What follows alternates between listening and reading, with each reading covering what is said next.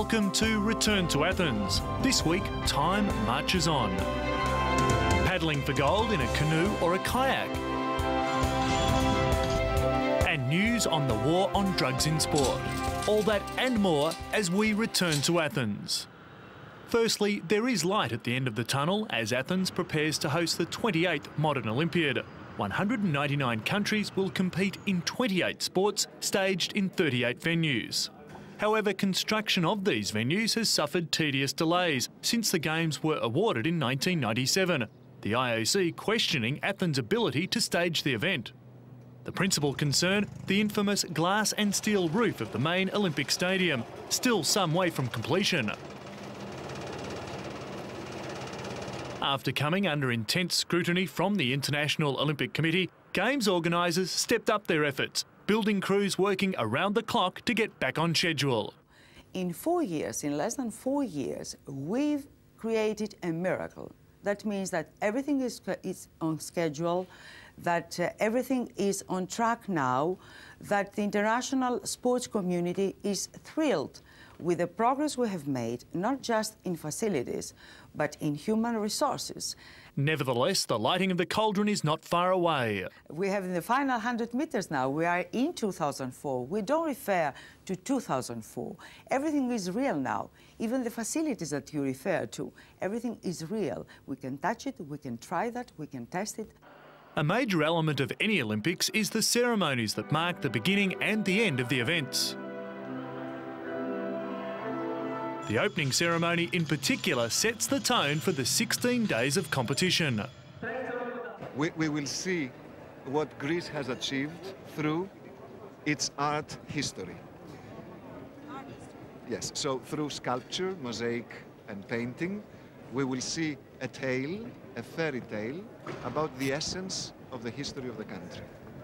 Much of Athens has undergone modernisation in the build-up to the Games, which will aid the people of Greece's capital city long after the Games end. The effect of the Olympic Games will be obviously very good for Athens, I would say, because of all of these stadiums and streets and all the works that have been taking place. However, some of Athens' citizens resent the increased security and the effect that it will have on the city.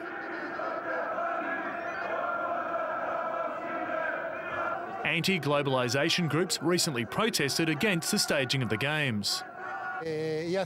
During the days of the Olympic Games, Athens will look like a battlefield.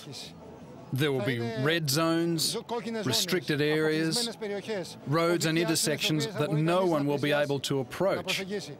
Police will be visible, there will be political arrests. Despite this grievance, the Games will go on. They will begin on the evening of the 13th of August. If you'd like to be at the opening ceremony to see the torch arrive, you'll need to check on ticket availability. Tickets range in cost from €100 to €950 for the best seat in the house.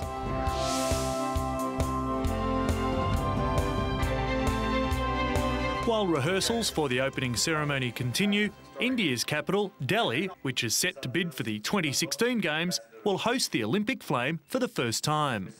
The flame arrives in Delhi from Beijing and will then leave for Cairo on its way to Athens. It's a great moment for all of Delhi. It's a great moment for all of India. And it's a great moment for Olympic sports. The torch is coming in on the 10th of June from Beijing, which is the host of the 2008 Olympic Games. And hopefully, in 2016, which India hopes to organize the Olympic Games, that time the torch will come and rest here. The decision on the 2016 hosts not made until 2009. The Olympic flame is taking an unprecedented journey before arriving back in Athens. The flame will travel for 35 days outside of Greece, covering a distance of 78,000 kilometres. The flame travels through all former Olympic cities, as well as being in Latin America and Africa for the first time.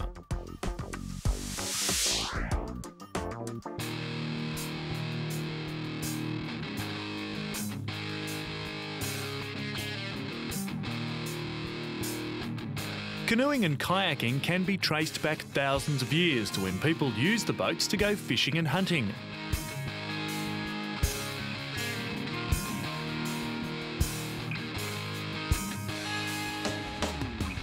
Both canoeing and kayaking have two disciplines at the Olympics, flatwater racing and the difficult whitewater slalom. Originally made from taut animal skin, the kayak has come a long way from the first crude versions. Entering the Olympics in 1924, canoeing and kayaking was originally just a flat water sport, as rowing is today. It was not until the Munich Games in 1972 that the unrestrained discipline of slalom for both canoe and kayak was added. The events are referred to as K1 or K2, C1 and so on. This merely abbreviates whether the event is canoeing or kayaking and how many paddlers there are. Therefore, the K1 event indicates that there is a single paddler in a kayak. Training for any of the whitewater events is arduous and whitewater is not always accessible. The ocean can be a great place to train without the risk of hitting any rocks.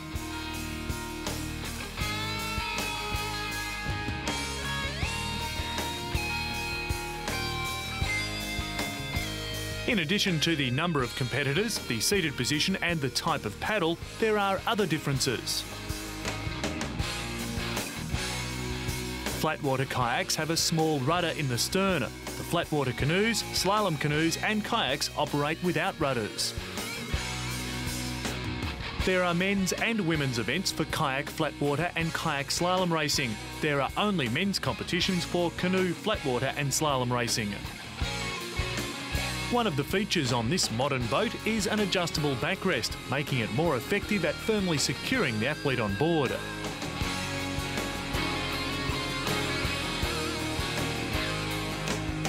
The bottom of the boat is extremely flat, with grooves at the edges to help carve up the water. The styles of paddles also vary. This one is a more traditional paddle with the blades more of a square shape and positioned 90 degrees to each other. This design requires the paddler to turn their wrist significantly from stroke to stroke.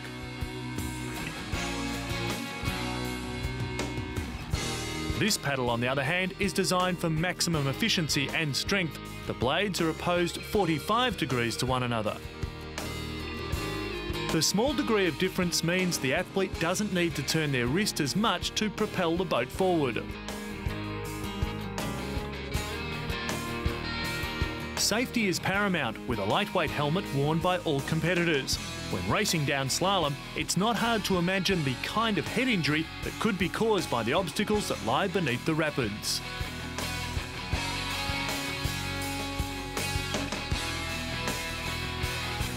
In case of an accident, it's necessary to wear a buoyancy vest. This keeps the competitor afloat while help is on the way. To help keep dry and warm, an athlete may choose to wear a dry top.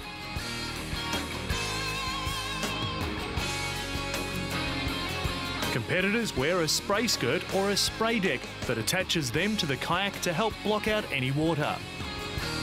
Seen here, the spray skirt surrounds the athlete's waist. Pulling the edges over the lip on the back and front of the kayak stops most of the water from sinking the kayak.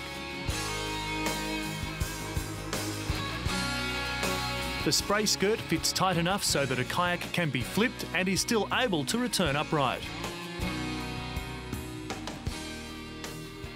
The canoe-kayak slalom racing competition is held within the Hellenico Olympic Complex's specially constructed whitewater course over 4 competition days.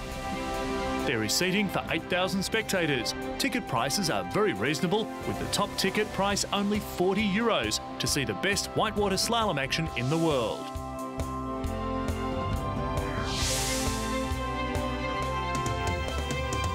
The push towards the elimination of performance-enhancing drugs in Olympic competition gained more momentum as China announced sweeping new regulations on doping in sport, just months ahead of the Olympics. The new rules will take effect from March, reflecting a growing concern in China over drug use in sport. A Chinese football player was banned for 6 months after testing positive for the prohibited drug ephedrine, while a Chinese weightlifter was disqualified on doping charges after breaking 3 world records at last year's World Championships.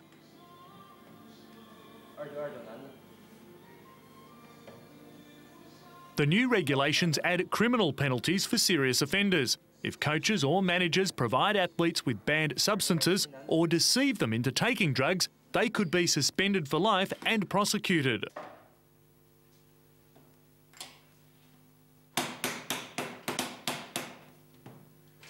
As host of the 2008 Olympics, China is keen to be viewed as being tough on drugs, especially with its own history of sporting drug scandals. However, for doping officials, it's a battle to keep up with the new drugs that are constantly being developed. We set up new testing methods as soon as we hear about new drugs being added to the list of banned substances. Recently, we have developed new tests to detect the new drugs. It's very demanding work. Athens is leading the way for China with the strictest drug controls ever, and with the new initiatives, 2008 should see the abolition of performance-enhancing drugs at the Games. Our purpose is to create a good legal framework for the Olympics in 2008. This is very important. So the government has introduced a series of regulations on anti-doping. These regulations are necessary to combat doping in China and also in the 2008 Olympics. China was widely accused of systematic doping of athletes after 7 of its swimmers tested positive for steroids at the 1994 Asian Games in Hiroshima. Nevertheless, the country has been on a clean-up campaign in recent years, dropping 27 athletes from its Olympic squad before the 2000 Sydney Games due to suspicious blood tests.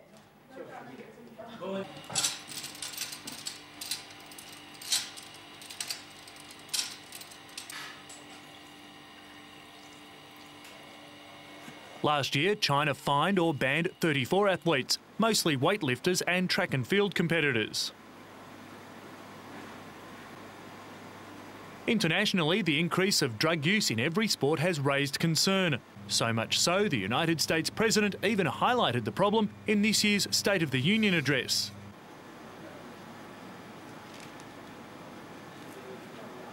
In Athens, no one wishes to see scenes like this. In 1998, scandal struck when a Chinese swimmer was found by Australian Customs to be carrying suspected vials of human growth hormone.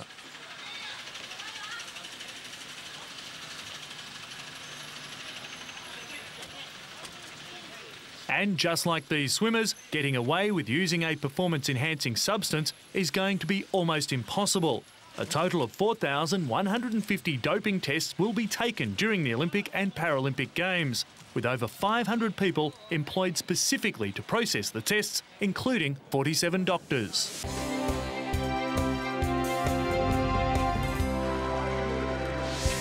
Seven and a half laps make up the 3,000 metres. 12.5 laps make up the 5,000 metres.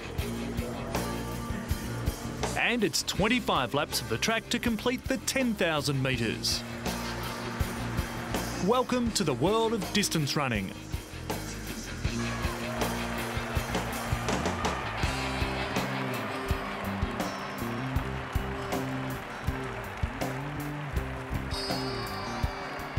In Athens, both males and females battle for medals over 5 and 10,000 metres. For the men, the 5,000 metres was first contested at the Stockholm Games in 1912. The gold won in a world record time of 14 minutes 36.6 seconds by Finland's Hannes Kolomainen. He then won gold in the 10,000 metres, also making its Olympic debut. The progression in distance running has been phenomenal. The current world mark in the 5,000 metres for men is 12 minutes 39.39 seconds, held by Ethiopian legend Haile Gebrselassie.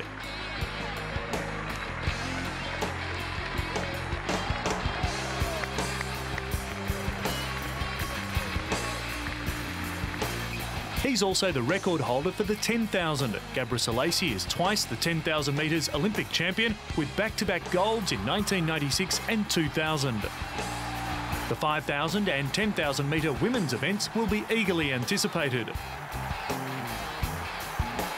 Defending 5,000 metre Olympic champion Gabriela Szabo of Romania will be looking for another impressive showing. Her Olympic record in Sydney a stunning performance, and with a good preparation, she may just lower the mark.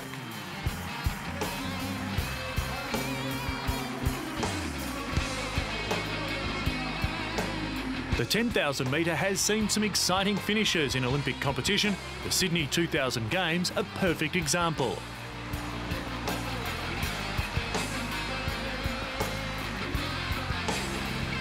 It was a race between two. Kenya's Paul Tagat was the silver medalist from Atlanta, where Haile Gebrselassie took home the gold, both declaring that it would be their final major championship 10,000 metre event. The stage had been set.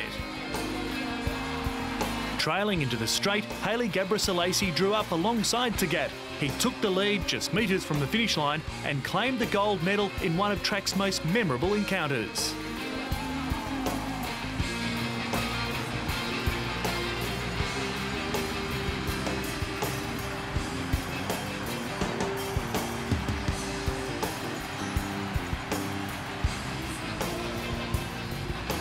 The 3,000 metres, once an Olympic distance, was replaced in 1996 by the 5,000 metres. The shorter distance already an infamous event that will be forever carved into Olympic folklore. It was at the 1984 Los Angeles Games, a perfect backdrop for hometown girl Mary Decker-Slaney to fulfil her Olympic dream.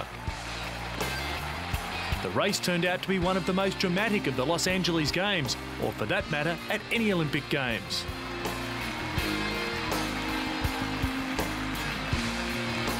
At the 1,700 metre mark, disaster struck. Decker-Slaney's spike caught the right ankle of barefooted South African Zola Budd, and she went crashing down onto the infield. Writhing in agony, Decker-Slaney watched as the runners streamed past her. In her best chance for Olympic glory, her golden dreams were shattered as she was carried from the track in tears. Budd ended up finishing 7th.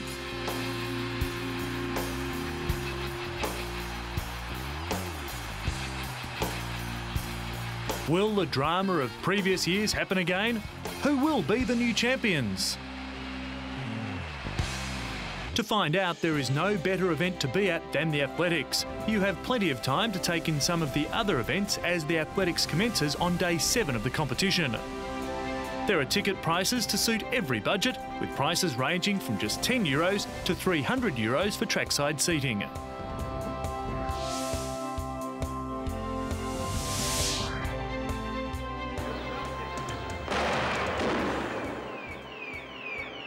Finally, this week there's been no let-up on training for every type of possible terrorist insurgents.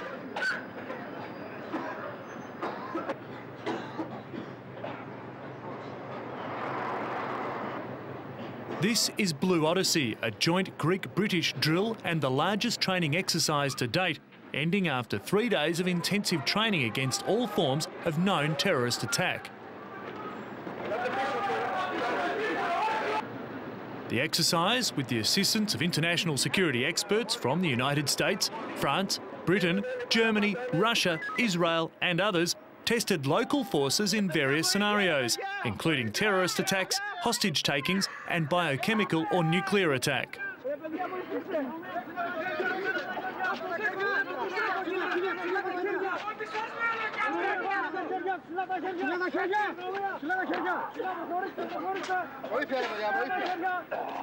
New technology has been pouring into the country, from security cameras, radioactive sensors and gas masks for subways to equipment and uniforms for soldiers. The government also requesting mobile chemical laboratories from Russia.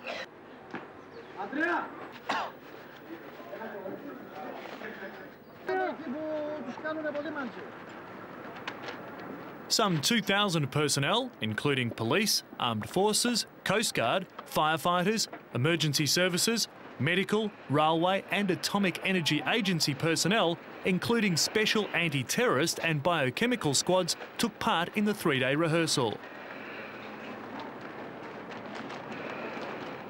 The drill specifically devised to test the coordination of all these forces simultaneously during an attack. In situations such as these, different forces have to work together, and the main goal of the exercise is to coordinate in the best possible way all these forces: police, fire brigade, anti-terrorist squads and emergency services. The exercises, cloaked in secrecy due to them being real-time scenarios, played out in every possible environment.